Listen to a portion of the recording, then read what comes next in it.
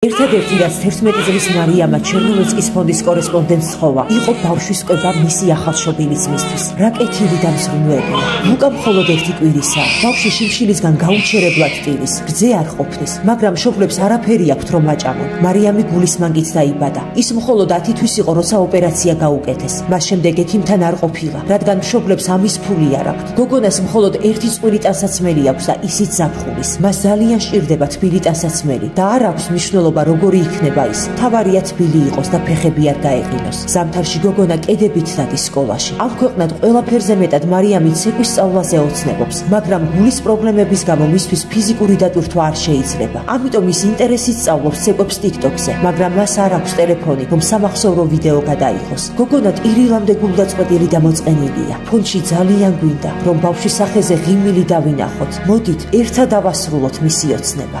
გადარიცხეთ ნებისმიერი თანხა ჩერნოვეცკის ფონდის ოფიციალური საიტის მეშვეობით.